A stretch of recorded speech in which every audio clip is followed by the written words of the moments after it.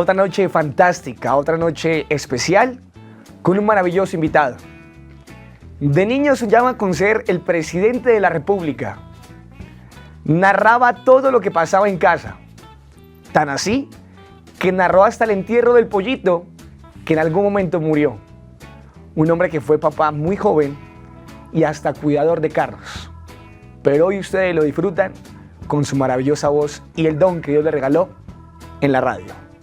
Con ustedes, Vicente Moros. Bienvenidos. Vamos a recordar a uno de los grandes de la salsa, se trata del maestro Cheo Feliciano. ¿Por qué? Porque el 17 de abril del año 2014, lastimosamente, hacia las 3 de la mañana, sufrió un accidente de tránsito que le costó la vida y nos dejó su gran legado musical, que fue la música salsa. Recuerdan temas como Anacaona, Amada Mía. Este señor perteneció a la salsa y a los boleros. También fue uno de los grandes exponentes de la Fania All Star. Cheo Feliciano, lo recordamos hoy en su partida. Don Vicente, dicen por ahí que hay una gran biblioteca de la salsa en su mente. ¿Qué podemos decirle a la gente? Yo pienso que uno tiene que estar aprendiendo todo el tiempo, que las experiencias que uno va adquiriendo con los artistas, las presentaciones, las entrevistas y obviamente los muchos años dentro de los medios de comunicación te permiten tener un bagaje y un conocimiento de ellos, pero indiscutiblemente nunca tendremos el conocimiento que quisiéramos tener de absolutamente todo. Es un aprendizaje diario, diría yo. De todos los días. De todos los días, salen cosas nuevas, se entera uno de otras tantas, ¿cierto? Por ejemplo, ahora recientemente estuvo Salsa al Parque, tuve la oportunidad de hablar con Elías Ochoa, con quien no había tenido la oportunidad de hablar en estos 25 años de carrera que tengo, y fue muy interesante, fue chévere, aprendí nuevas cosas. Don Vicente, viajemos en el tiempo. Viajemos. De niño narrabas todo en casa, siempre ibas con un micrófono y si no había te lo imaginabas.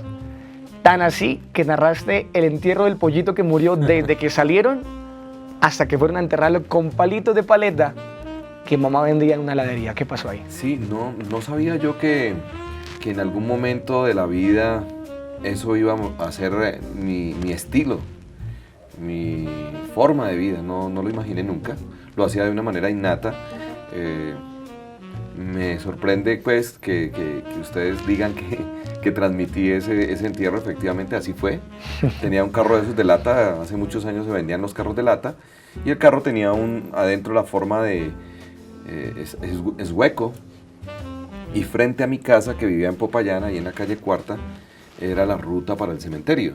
Entonces por ahí todos los días pasaban 2, 3 personas que iban a la morada eterna, y entonces, claro, uno niño va asimilando una cosa, toma un producto, toma otro, ver televisión. La televisión en esa época, tengo que reconocerlo, era blanco y negro. Nada más transmitía de 11 de la mañana a 2 de la tarde y volvían a encender a las 4 de la tarde hasta las 10 de la noche. Entonces, claro, la televisión era un boom y nosotros, como niños, pues íbamos asimilando, apropiándonos de esas cosas y esa era la manera como uno también lo transmitía en la casa. O sea, se murió el pollito y como uno veía las noticias que transmitían, pues vamos a transmitir el entierro del pollo. El entierro del pollito, sí. Así fue. Hay una historia muy bonita y es la manera en que papá y mamá se conocen y cómo decide papá salir del sacerdocio para comenzar una vida junto a tu mamá y dar vida a una gran familia. ¿Qué pasó ahí, don Vicente? Creo que fue honesto, a pesar del momento difícil que podía estar marcado dentro de la historia, pues era el Papa Pablo VI y en esa época no era para nada bien visto que un sacerdote se retirara. Sin embargo, él prefirió ser fiel a sus principios y dijo: no voy a mentirme, no voy a decir que soy sacerdote y voy a tener una mujer dentro de mi casa cural o una mujer en otra casa y la voy a ir a visitar y mentirle a los feligreses y mentirle a Dios y mentirme a mí mismo. Prefiero asumir el reto de casarme, de retirarme, de tener la absolución, la tuvo por parte del Papa. En esa época era así, o sea, tenía que ser directamente del Papa. El Papa le dio la posibilidad de retirarse del sacerdocio por los argumentos que él estaba mostrando. Y de esta manera él se retira del sacerdocio y bueno, de ahí para adelante se volvió un cristiano más en la calle, de andar a pie y de buscar trabajo, y le costó muchísimo, muchísimo trabajo, porque además en esa época, me lo contaba él, no me lo estoy inventando, la iglesia le cerró las puertas en algunos sitios donde él podía trabajar, porque era un sacerdote retirado. Es verdad. Eso lo empujó a irse del departamento del Cauca hacia el Atlántico.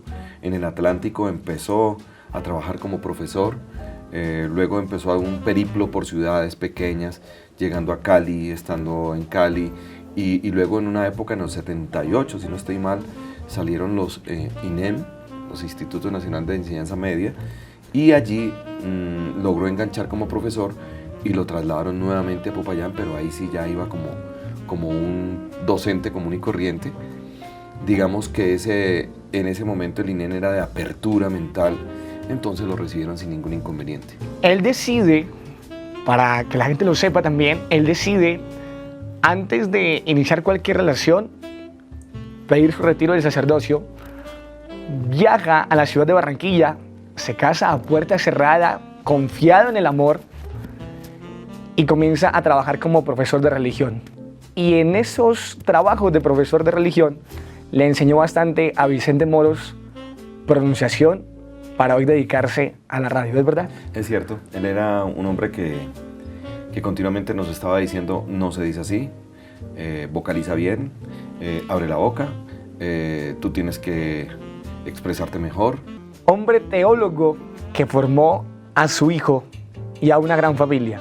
Don Vicente, quiero invitarlo para que vayamos donde tus hermanos y tú esperaban un regalo de Navidad diferente, un carro, Sí. un triciclo, pero al llegar la Navidad encuentran en el árbol unos pergaminos. Y no entendía de mayor cosa porque decía: hey, pero yo quiero un juguete, yo quiero algo para compartir con mis hermanos, sin entender el valor de ese regalo de Navidad que te estaba dejando tu papá en ese pergamino. Cuéntame a la gente qué pasó ahí. Pues, a ver, uno con, no sé, tendría escasos que 5 o 6 años. Él sí se acercó, nos dijo: este es el regalo de Navidad, y nos dio unas escrituras de una casa. A cada uno de nosotros nos dio unas escrituras. Uno con 5 años no tiene la visión, no tiene la percepción de las cosas, ni le da el valor que tenía que darle. Yo, ¿para qué una casa con 5 años? ¿Cierto?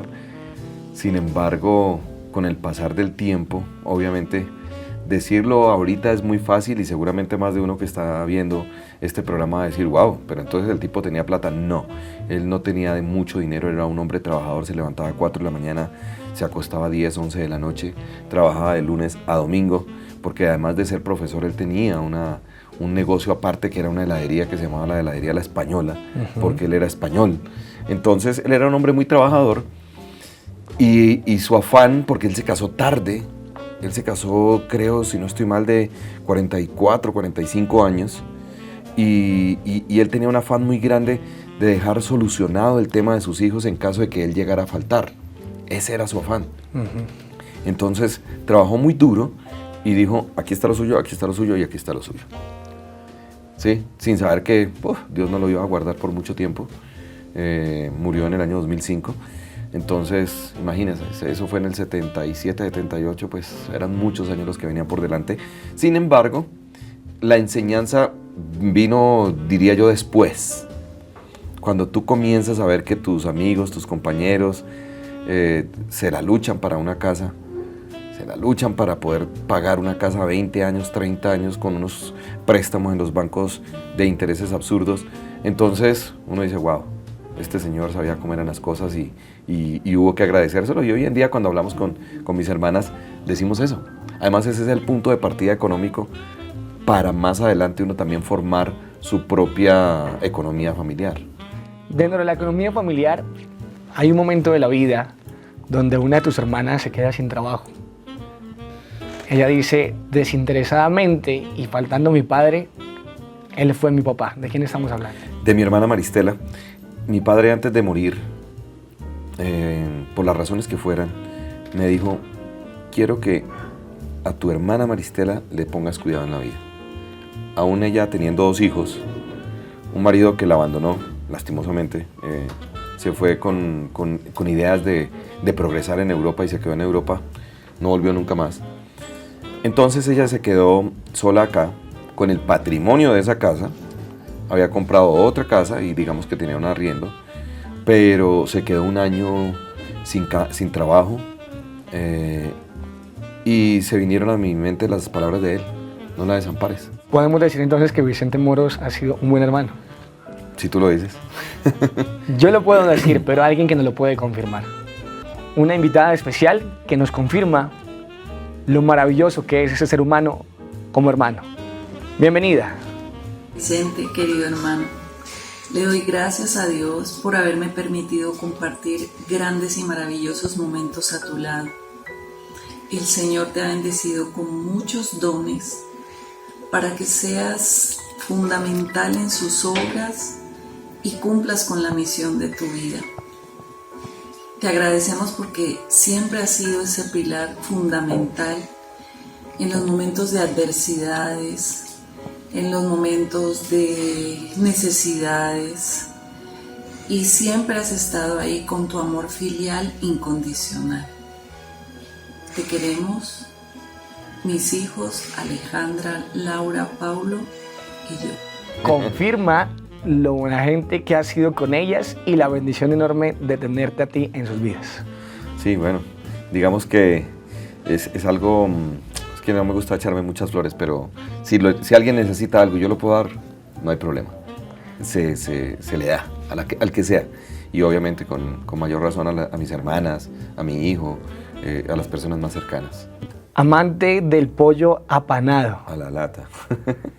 Sí, eso sí. Y cuando había reencuentro de 3 generaciones, jugaban bastante ajedrez. Ajedrez. ¿Papá a los cuántos años? A los 16 años. A los 16 años tenía una novia que se llamaba María Esther. Y bueno, de nada valieron las recomendaciones de parte de la mamá de ella para ella y de mi papá y mamá para ella. ¿Difícil ayudar a parquear carros? No importa donde uno se encuentre. Lo importante es tener claro unos sueños. Esto lo he comprobado yo con 10.000 entrevistas que he hecho, como esta que tú me estás haciendo a mí, con artistas de música popular, de salsa, de merengue, mexicanos, que vienen de la finca, vienen del barrio, vienen de sitios que uno dice, bueno, pero ¿ahí qué? ¿Cómo arrancaron? No, había una meta, había un sueño, y digamos que ese sueño uno lo construye y lo va edificando. Entonces, cuidar carros era simplemente un escalón que había que pisar y que había que aprender para manejar el dinero en ese momento. En Popayán se celebra cada año la Semana Santa. La Semana Santa congrega mucha gente y hay unas ferias artesanales, y en esas ferias artesanales, bueno, hoy en día ha cambiado mucho, pero en esa época iba mucho visitante de Cali, de Pasto y de todo el país, e iban en carro. Entonces yo pertenecía al club de Se lo cuido bonito, entonces... Se lo cuido bonito. Yo cuidaba carros, obviamente, y me ganaba una plata. Desde ese lunes santo hasta el sábado y el domingo inclusive, yo me esmeraba mucho en conseguir dinero para poder satisfacer de alguna manera ese deseo que tenemos los hijos de ayudarle a los papás. Entonces, yo toda la plata que conseguía, o cuando llegaba a un circo y había que armar carpa, yo iba a armar carpas, o si había que ir a botar, por ejemplo, en el terremoto del 83, que había que ir a botar escombros, tenía mi carreta y yo iba a botar escombros. O sea, trabajo no le ponía problema a la vida. Si había que hacer lo que había que hacer, yo lo hacía, dentro de las cosas legales y normales, nada ilegal. Trabajaba y todo el dinero que yo conseguía iba y se lo entregaba a mi mamá. Le decía, mire mamá, esto es suyo. Y mi mamá era feliz. Era feliz. A mi papá no le daba tanto porque yo decía, él trabaja, él tiene su plata. Don Vicente, ¿qué es más difícil? ¿Ayudar a parquear carros en Semana Santa o pedir una gaseosa en Francia a un japonés? Uf, eso fue Cristian. Ese fue mi hijo. Eso fue... Nos fuimos para un verano y, Dios mío, íbamos con un primo, llegamos a París y como era verano, en Europa el verano es muy caliente. Tenemos 35, 40 grados. Y mi primo no hablaba francés, yo menos, escasamente lo que le enseñan a uno en la secundaria. Je m'appelle, ¿cómo es que tu pas? Cosas de esas normales. Y entonces mi hijo estaba pequeño, compré una gaseosa y él, ¿yo? Sí, tú tienes que ir a comprar. Nosotros nos quedamos aquí en el carro y tú vas a comprar la gaseosa. Y entonces él llega, lo chistoso del asunto es cuando él cuenta, ¿no? Ajá. Porque él dice, llego a París, donde los parisinos lo conocen, pues los que hemos viajado o los que han viajado saben que en París el parisino no le gusta hablar ni inglés, ni italiano, ni español, hablan francés. O sea, o sí hablan francés. Entonces uno tiene que ir con algo de nociones. Ha cambiado un poco hoy en día, la gente ya trata de expandirse un poco. Y entonces llega un latino que no sabe hablar ni francés, ni inglés, y lo atiende un japonés. Entonces teníamos era sed, y claro, él mostró la gaseosa, así como mostrar esta copa, se la pasó de la estantería, él la recibió, estaba el clima, y él le dijo, no, esa fría. Yo, oh, ya. Entonces volvió, colocó, sacó la gaseosa del refrigerador y se la entregó. Pues Cristian ha vivido varios sucesos junto a su padre, pero hoy también se siente orgulloso de esa enseñanza y recuerda con agrado todas esas experiencias que han sucedido. Hola papá, papi, acá te estamos saludando tu nieta Gabrielita, ¿cierto? Tu nuera Mabel, que te queremos decir lo lindo que es pues, contar con una persona así como tú, lo importante que eres para nuestras vidas, por siempre estar contando contigo, por ser ese padre, abuelo amoroso y sobre todo que siempre nos estás guiando, dando muchos consejos en esta vida. Mi padre siempre para mí ha sido una persona de inspiración, ya que me ha enseñado a persistir, a trabajar, a querer a la gente, a ser muy buena persona. Muchas gracias papi por todo ese acompañamiento durante estos 32 años. Yo sé que no ha sido fácil, ya que fuiste un padre muy joven, pero papá, eso ha sido lo mejor para mí, porque he disfrutado muchos momentos contigo. Gracias papá. Construimos muchas cosas juntos. Digamos que nuestra diferencia de edad son 16 años. Entonces, digamos que sí hay una diferencia casi de una generación y algo, pero montamos bicicleta, jugamos fútbol, viajamos, hicimos muchos planes, de todo. Era más, y de hoy en día, inclusive diariamente nosotros nos hablamos que 20 minutos, 25 minutos, los fines de semana, 1 hora. Y hoy en día le agradezco, y yo se lo he dicho muchas veces, que me siento muy orgulloso de él porque no me dio ni dolores de cabeza ni a mí ni a la mamá, ni a Ángela, que también formó parte de la educación de Cristian, porque Cristian llega a nuestras vidas, termina ese proceso de contribuir al crecimiento y a la educación del mono, como le digo yo cariñosamente. Entonces, esa amistad que construimos, sí hay un padre y hay un hijo, sí hay unos consejos y sí hay una voz de mando cuando la tiene que haber, pero básicamente es de raciocinio, de dime lo que tú piensas y yo te digo como lo miro y lleguemos a un acuerdo.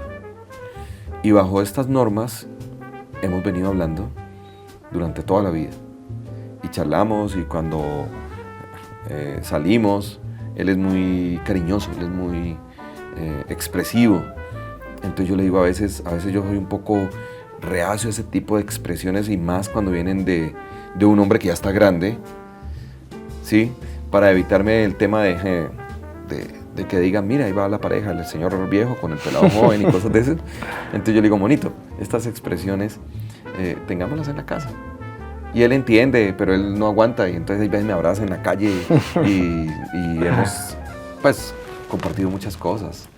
Hemos salido a bailar, hemos salido de paseo, hemos tomado algunos traguitos por ahí de vez en cuando y bueno, todas estas cosas. Y hoy, cuando tomó la determinación de formar su propia familia, me llamó un día y me dijo: papá, voy con este proyecto.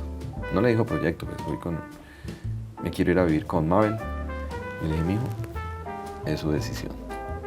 Yo no me puedo meter en su vida. De aquí en adelante, eso es su decisión. Y él la hizo así.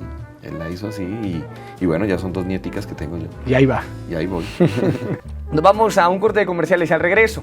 Se nos acabó el tiempo, pero vamos a alcanzar a brindar con Vicente Moros una última sorpresa. Bienvenidos al lugar donde transformamos vidas y construimos un mejor país. Estamos de tu lado para alcanzar tu sueño de crecer personal y profesionalmente. En Uniminuto tenemos para ti 51 programas de pregrado y posgrado que te acercan a ese estatus profesional que tanto anhelas. 14 de ellos acreditados en alta calidad. Además, nuestro programa de comunicación social y periodismo cuenta con acreditación internacional reconocida por CLAEP. Contamos con el único parque científico de innovación social, en el que junto a nuestro cuerpo docente de primer nivel le apostamos al desarrollo de grupos de investigación. Gracias a nuestro empeño, nos encontramos en el top 10 del ranking Sapiens Research 2021 como una de las mejores instituciones de educación superior del país.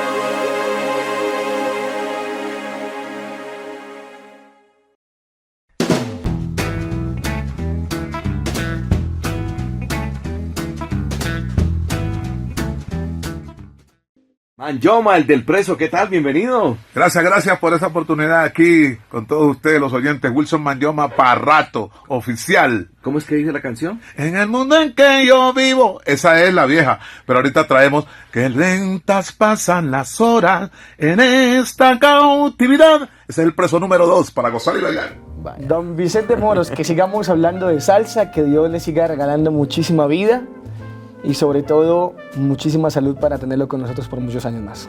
Muchas gracias, pues David, y a todos ustedes, mil gracias por la invitación.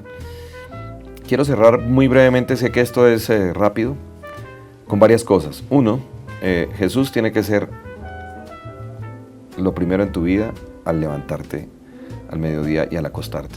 2, hay que ser felices. En la vida uno tiene que ser feliz, disfrutarse todos los momentos. Yo antes bailaba y me emborrachaba hasta perder el conocimiento. Hoy en día bailo, pero no me emborracho hasta perder el conocimiento, porque dentro del licor viene el pecado también. 3, hay que ser responsables, hay que hacer bien las cosas, así nadie te esté viendo, así nadie sepa de ti, hay que hacer bien las cosas, porque finalmente la vida te va a retribuir con premios. Seguramente unos quisiéramos más cosas, otros menos cosas, pero finalmente la vida retribuye cuando uno se comporta bien y hace las cosas al derecho. Y 4, pues pienso yo que la familia es importantísimo, es el pilar, el estandarte de cualquier sociedad, la familia, padre, madre e hijos. Esa es como la considero yo. Y bueno, respeto a los que quieren considerar otras formas de familia, pero básicamente Dios dijo fue eso. Ponerle ánimo a la vida, entusiasmo, ganas y metas claras para poder llegar donde uno quiere. Y si uno no logra lo que uno quiere, es porque Dios tiene seguramente otros proyectos que uno debe entender. Pues don Vicente, brindemos por eso, por favor.